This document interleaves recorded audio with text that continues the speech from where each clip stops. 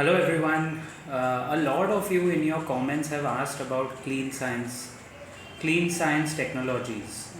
ये कंपनी कभी हमारे रेडार पे, मेरे पर्सनल रेडार पे एज सच थी नहीं. रीसेंट लिस्टिंग थी 1-2 साल पहले ही, आई थिंक 2-3 साल पहले लिस्ट हुई है. बहुत बवाल था लिस्टिंग पे. स्पेस बहुत अच्छा है. Speciality chemical sector on the whole sector is facing certain फ़िलहाल चैलेंजेस, मार्जिन प्रेशर्स, कॉस्ट थोड़ा बड़ा है. बट ये कंपनी पे if I have to give you my view, 1350 के आसपास ये ट्रेड होता है क्लीन साइंस. अभी 200 डे मूविंग एवरेज अराउंड 1450 था, उसको ब्रेक किया है और 50 डे मूविंग एवरेज के भी नीचे ट्रेड कर रहा है. और अगर आप एक साल का इसका चार्ट देखोगे तो ये काफ़ी नीचे गिरता हुआ नीचे आया है. It has been correcting a lot. So a lot of people, I understand where your question comes from. A lot of you might be wondering कि कहाँ जाके किस गिरावट में इसको पकड़ें. 50 का प्राइस टू अर्निंग रेशियो है गाइस, 50 का पी थोड़ा हाई है, a little high for comfort. Speciality chemicals में 35-40 के पी पे स्टॉक मिलते हैं, मैं जानता हूँ. हमारा विनती ऑर्गेनिक्स भी 40-41 का पी है.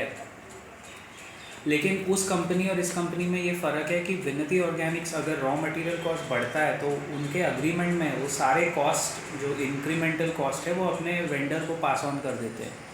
तो कंपनी को कभी हाई कॉस्ट का हिट नहीं पड़ता है. विथ क्लीन साइंस इनका ROC ROE अच्छा है अभी भी, लेकिन इन द लास्ट लिस्टिंग के बाद 2 साल में गिरता जा रहा है. 40% है, 40% प्लस है ROC, बहुत अच्छा है. लेकिन ये पहले 50-55% था, तो वो गिरता जा रहा है फॉर सम रीज़न. दूसरी बात, प्राइस टू बुक रेशियो भी 14 का है गाइस. 14 के प्राइस टू बुक पे आप स्टॉक में एंट्री लोगे तो ये डेफिनेटली ओवर वैल्यूड केस है. 50 का पी, 14 का price to book ratio definitely does not guarantee an entry. Plus margins में भी थोड़ा प्रेशर है because of the entire sector. जैसे मैंने बताया, स्पेशलिटी केमिकल सेक्टर अच्छा है, ये कंपनी भी ठीक लग रही. कोई ऐसे ग्रेट नहीं है कि आप सब कुछ छोड़ के इसी में इन्वेस्ट करो.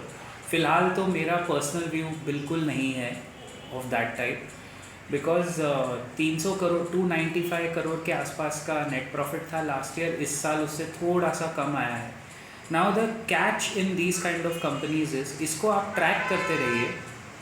जैसे ही आप हर महीने इसका 200 डे मूविंग एवरेज देखो, the moment this stock closes 2% या 3% above its 200 day moving average, वहाँ इसके ये ट्रेंड में रिवर्सल आएगा और वहाँ शायद पूरा सेक्टर बदलेगा. तब आपको ये स्टॉक पकड़ सकते हो. People who have analysed it, you can consult your registered financial adviser.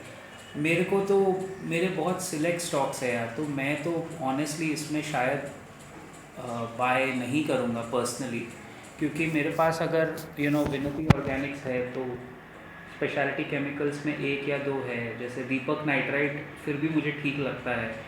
Clean science से बेटर मुझे आज भी कोई डायरेक्ट कंपैरिजन नहीं है, लेकिन I would still prefer to go with Deepak Nitrite अगर गिवन अ चॉइस, क्योंकि मुझे पता है उसकी पेडिग्री बेटर है. 2000 रुपये के आसपास ट्रेड कर रहा है. यहाँ से रिस्क रिवॉर्ड दीपक नाइट्राइट में थोड़ा बेटर लगता है और विनती ऑर्गेनिक्स में भी बेटर लगता है पर्सनली. भाई मेरे एनालिसिस, आपको अगर इसमें एंट्री या कुछ करना है तो पहले तो आप अपने रजिस्टर्ड फाइनेंशियल एडवाइज़र से बात कीजिए. और जैसा मैंने कहा, प्रोज एंड कॉन्स आपके सामने हैं. बट इस तरह के स्टॉक में ना 200 डे मूविंग एवरेज जब ऊपर की तरफ टूटे, जब उसको सरपास करे, तब आपको ये स्टॉक में एक फ्रेश मोमेंटम मिलेगा. तब आप इसमें एक फ्रेश पोजीशन बनाने की चेष्टा कर सकते हो. That is the time to consider Clean science.